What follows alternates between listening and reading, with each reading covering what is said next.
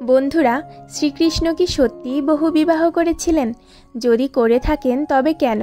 তিনি কি শুধু রুক্মিণীর স্বামী ছিলেন, নাকি অসংখ্য রানীরও?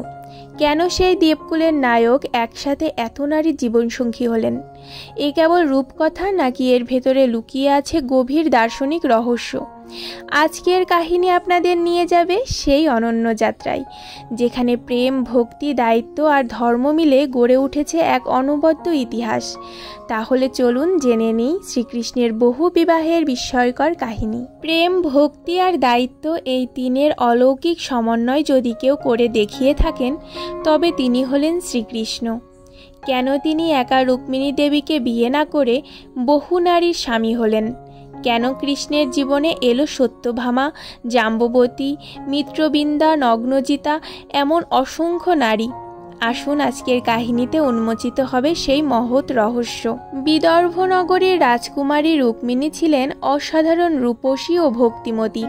তিনি স্বপ্ন দেখতেন একমাত্র কৃষ্ণকেই স্বামী করবেন, কিন্তু তার ভাই রুক কি পরিকল্পনা করেছিল রুক্মিণীর বিয়ে হবে শিশুপালের সঙ্গে। রুক্মিণী এক গোপন বার্তা কৃষ্ণকে পাঠালেন: প্রভু, যদি সত্যিই আমাকে নিজের মনে করেন, তবে বিয়ের পূর্ব মুহূর্তে এসে আমাকে হরণ করুন। কৃষ্ণ বজ্র নিনাদে প্রবেশ করলেন এবং সকলকে পরাজিত করে রুক্মিণীকে নিজের রথে তুলে নিলেন। এভাবেই শুরু হলো শ্রীকৃষ্ণের বিবাহ কাহিনী। সত্যভামা ছিলেন সত্রাজিতের কন্যা। সত্রাজিতের কাছে ছিল অমূল্য সমন্তক মণি। নানা ঘটনায় ভুল বুঝাবুঝির কারণে কৃষ্ণকে প্রথমে সন্দেহ করা হয়েছিল।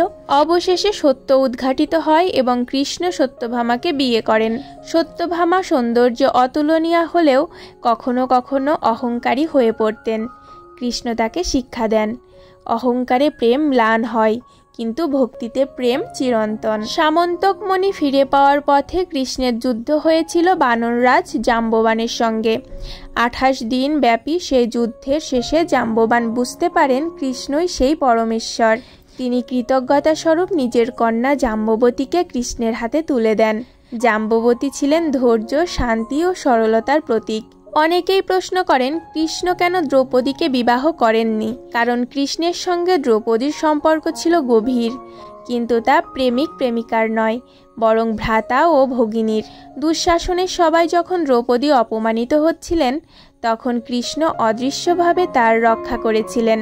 এই সম্পর্ক প্রমাণ করে নারীর প্রতি শ্রদ্ধা কেবল বিবাহের সম্পর্কে সীমাবদ্ধ নয়। দ্বারকায় কৃষ্ণের 16,108 জন রানী ছিলেন, কিন্তু তার মধ্যে প্রধান 8 জন অষ্টভার্যা হলেন রুক্মিণী, সত্যভামা, জাম্ববতী, নগ্নজিতা, মিত্রবিন্দা, ভদ্রা, কালিন্দী, লক্ষণা। এই প্রত্যেকের সঙ্গেই কৃষ্ণের বিবাহ ছিল কোনো না কোনো বিশেষ দায়িত্ব পালনের জন্য। তো বন্ধুরা, শ্রীকৃষ্ণের বহু বিবাহ আসলে ছিল কেবল ব্যক্তিগত ইচ্ছা নয়, বরং প্রেম, দায়িত্ব আর ভক্তির এক মহৎ শিক্ষা। প্রত্যেক বিবাহের আড়ালে লুকিয়ে ছিল মানব কল্যাণের উদ্দেশ্য। আর এই কাহিনী আমাদের শেখায়, ভালোবাসা মানে কেবল দখল নয়, বরং সবার প্রতি সম্মান, মমতা ও দায়িত্ব পালন। তাহলে কেমন লাগলো শ্রীকৃষ্ণের বহু বিবাহের এই বিস্ময়কর কাহিনী? যদি ভালো লেগে থাকে তবে অবশ্যই ভিডিওটি লাইক করে দিও, চ্যানেলটা সাবস্ক্রাইব করে রেখো। তো আবার আসবো নতুন এক গল্প নিয়ে। ততদিন পর্যন্ত সবাই ভালো থেকো, সুস্থ থেকো। জয় শ্রীকৃষ্ণ।